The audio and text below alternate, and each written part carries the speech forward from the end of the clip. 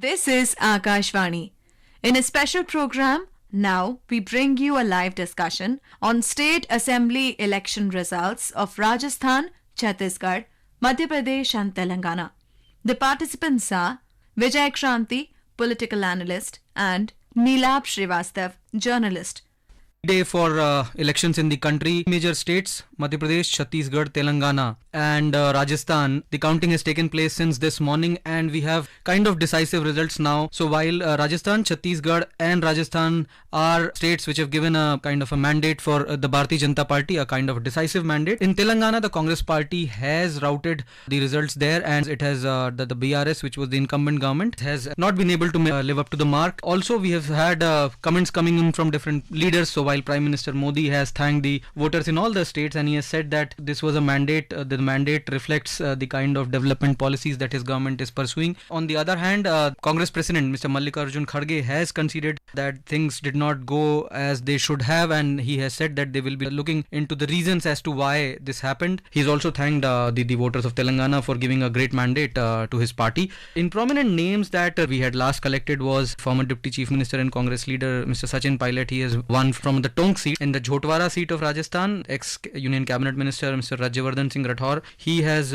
won. Another minister from Congress, he has lost. Pratap Singh Kachariawaz, Rajasthan Speaker CP Joshi from Nathdwara, he has also lost. More results, our listeners have been listening to the different results that have been coming in.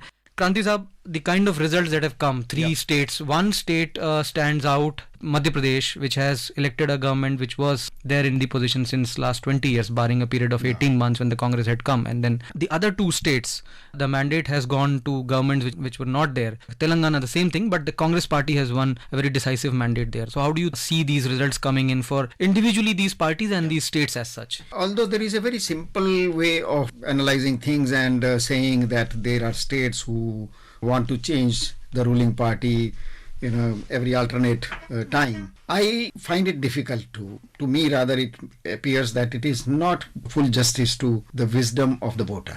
I think the voter has now, the wisdom of Indian voter has gone far above what it used to be 20, 30, 40 years ago. And now the voter acts very wisely, very rationally. You have seen it in so many states that they voted for a party for the state government at one point, and within a few months when they were voting for Lok Sabha, their mandate was totally different. They went for example, recent years, they went for BJP. Right. BJP lost in the same state. So that shows the maturity of the voter. The voter now has, in one thing, they are very clear about the governance of the state and the governance of the nation. So to me, it appears that they are not blindly deciding, okay, we had won this time, let us change. They are changing a government on its performance. So to me, these particularly the results we have seen today so far, that shows, in my opinion, that is the reflection of majority of the maturity of Indian voter. When we come, these are two large parties, two national parties, BRS an exception being there. But what we have seen is the BJP's campaign was centered around Prime Minister Modi himself leading the campaign and saying Modi ki guarantee virtually in every state. And also the strategy of launching sitting MPs to contest assembly elections, also the kind of late declaration of manifesto. We were talking earlier also on this. And whereas Congress has also matched it with the same schemes, the kind of assurances that they have given to the voters. So while something has worked in one state, say for that matter, if Ladli Behna has worked in Madhya Pradesh, it has not worked in other states where something like Raitu Bandhu was being done was being carried out for the farmers, a kind of an incentive, financial incentive given to the farmers. So why do you think this happened? Is there something very conclusive about it? Is there something that is differentiating from state-wise? I mean, so something is different in Rajasthan and it's not comparable to Telangana? No doubt. The priorities of voters of one state cannot be same as the other. But at the same time, what we see that if the same scheme has worked in one state and it didn't work for the other party in another state, there is one more factor, and that is the credibility. The credibility of the party which is offering those freebies or offering those, making new offers. So the voter understands very clearly who really means business and who doesn't. So if this Ladli Yojana has worked in Madhya Pradesh and it didn't work in the Congress ruled Rajasthan, etc., then the reason is the voter understands, goes by the history of political parties and their leaders. that how credible those assurances are. And when they reject it, it simply shows that they have no faith or they doubt the credibility or honesty of those who are offering those services. These elections to these 5 states, Mizoram, the counting will take place tomorrow. These were seen in certain circles and experts were calling them as the semi-final for the 2024 general elections. Also in the same context, the Indie Alliance or the India bloc that the opposition parties have formed, about 23-24 parties. What we have seen in the seat sharing doesn't work in this. There was a very famous quote also when someone asked about Akhilesh Yadav's thing that why Samajwadi Party was not being given tickets, and then state party president Kamal Nath, he's saying that Akhilesh. So kind of these, we're not going to accommodate them. This is going to be an independent thing. So you think what exactly will happen now to 2024? It gives boost to someone, it doesn't give boost. And also what happens to the India Alliance? I mean, this morning only the Congress has called for an India Alliance meeting in Delhi on December the 6th. See, one point, taking issue one by one, whether it is, it should be treated as a semi-final or not. To me, it appears it's not a question of, it's not a running match or like you have a 5-match series in the 5-day cricket. If there is a series of 2020 and then you have the next test matches, we can't say that the 2020 was a semi-final. So these are two different games, two different, and the agenda is different, the purpose is different, and luckily now we have the voter who understands the difference. But at the same time, to a good extent, it looks like semi-final because the victory of one party, for example, in this case, it is BJP who has won in Madhya Pradesh and regained Chhattisgarh and Rajasthan. So this gives a new moral booster, a new self-confidence to the BJP worker, BJP leadership, and the overall BJP's machinery, which is going to work for next May for the Lok Sabha elections. So in that case, it works as a booster. And it now coming to the second point, Indie or Congress. You know, the Indie Alliance, the idea when it started looked very impressive, very good. If you take it, rather than if you discuss politics in terms of a calculator, then it looked very logical that the ruling party in the center makes government on the basis of say less than 50% votes. So which means more than 50%, more than half did not vote for them. So then you'll draw a conclusion that let all those rest join hands and we will defeat this ruling party. That is what is the running, number one, the running idea behind Indie Alliance. And secondly, all these, if you look at right from one to the end, all those parties are either individual run businesses or a family run fiefdom, and they are now feeling threatened by the popularity of Narendra Modi and BJP and the well-oiled election machinery of BJP. They are so afraid that even if they have been fighting each other, hating each other, saying everything which is not worth saying against each other all these years, now they suddenly find a common cause to beat Modi by joining hands. So that may look very logical on the calculator, but on the real political ground, it did not work on the very first instance. Right. They could not join hands for these elections. For the seat sharing, yes. So if they could not join hands, if they were fighting, if you go and see in all these states, they have been fighting each other. So how it's very difficult to believe that Congress will be accommodated by Akhilesh Yadav in certain parts of Uttar Pradesh. In UP. Yes. They will not. They have snatched the turf of Congress. His was the party. So why they should lose it again by joining hands with them? Same thing is in Bihar. So they are not going to join hands. Do you think Mamta will give a portion of what she has gained over the years to other parties? She will not. So it may look nice on the calculator.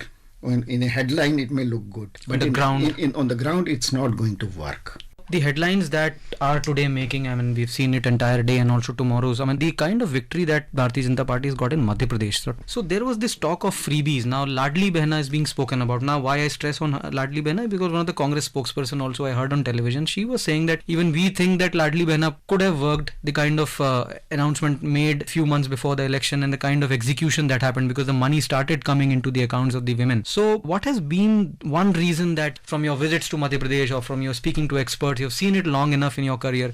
So what do you think probably worked within the voter that was there and gave him such a thumping kind of a mandate, where everyone was talking about the kind of fatigue that is set in for a government which is almost 20 years 20 old years, now? yeah. Let us not forget that the Indian voter, its wisdom is growing organically. Let us not forget one thing, that the Indian voter is becoming wiser continuously.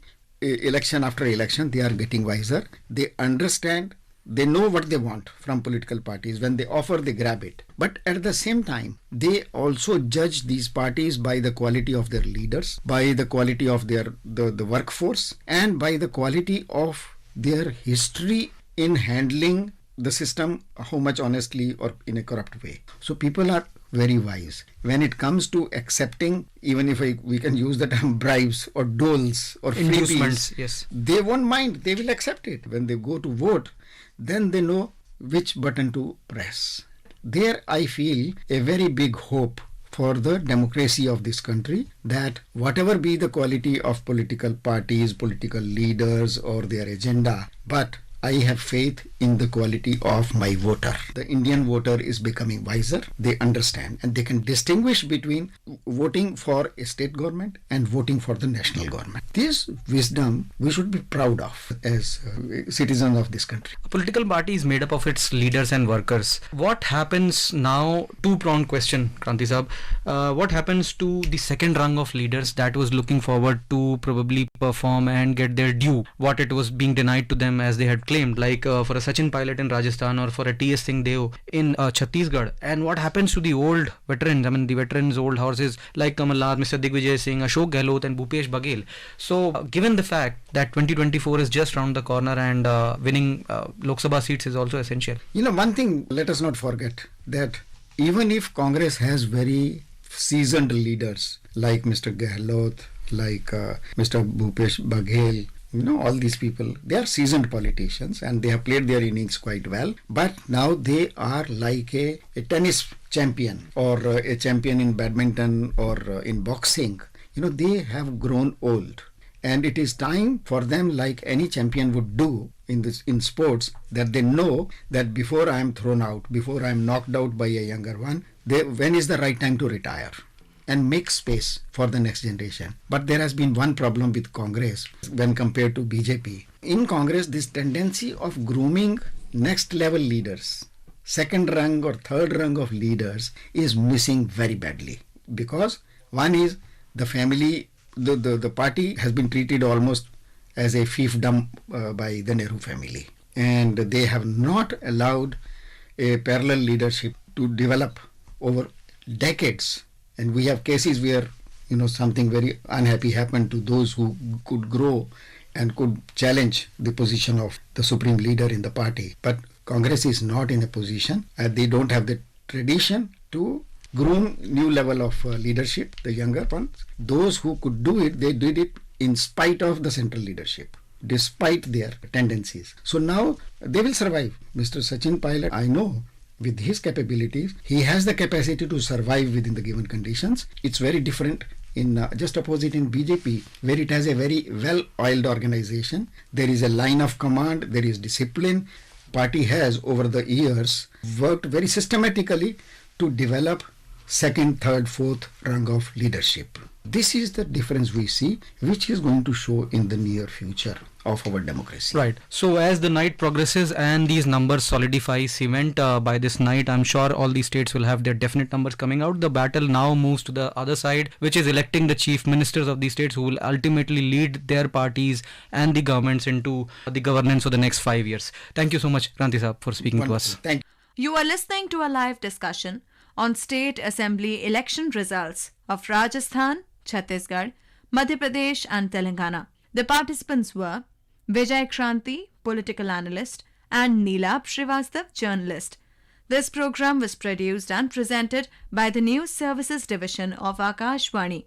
You can listen to it on our mobile app, News on AIR. This program is also available on our YouTube channel, News on AIR Official. You may share your feedback about this program through email at airnsdtalks@gmail.com or WhatsApp on 9289094044.